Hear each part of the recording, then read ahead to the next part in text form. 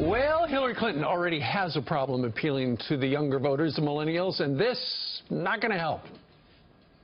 They're children of the Great Recession, and they are living in their parents' basement. The idea that maybe, just maybe, you could be part of a political revolution is pretty appealing. It's a false promise. But I don't think you tell idealistic people, particularly young people, that they've bought into a false promise.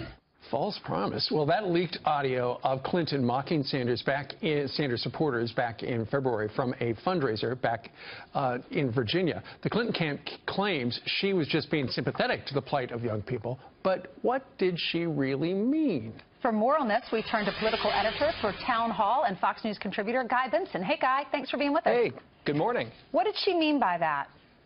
Well, I think if you look at the context of what Mrs. Clinton said, she wasn't necessarily belittling millennials who supported Bernie Sanders. What she was basically saying was there are a lot of young people graduating from college unable to find good-paying jobs and feel forced to delay their plans for their lives, live in their parents' basements.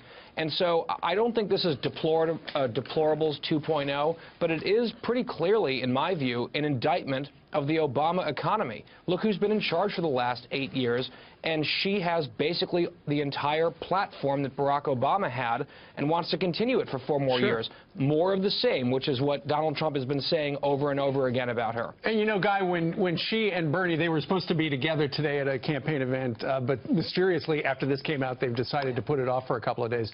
You know, she's going to link arms with him and say we're together on the same page. But in that whole thing where, you know, she talks about these baristas living down in their parents' basement, she distances herself from free college, which she's been promoting, and free health care, and says, I'm more, you know, I'm kind of from center left to center right. So as she tries to get these millennials to vote for her, you realize, wait a minute, she doesn't stand for the stuff we stand for.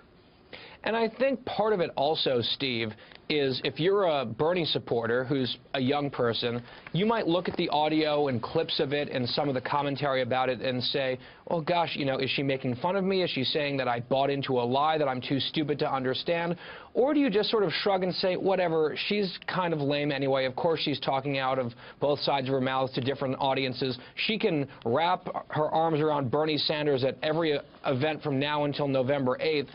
I just don't care. Yeah. Are you going to show up and vote in November? Guys, I think that's a challenge for her. You say it's not deplorable comment 2.0, but there are a lot of millennials that are not happy with this. In fact, there's a tweet from a Sanders supporter, Millennials for Revolution, that says, we aren't in our parents' basements. We are an entire generation of workers who are sick of being shafted by neoliberalism.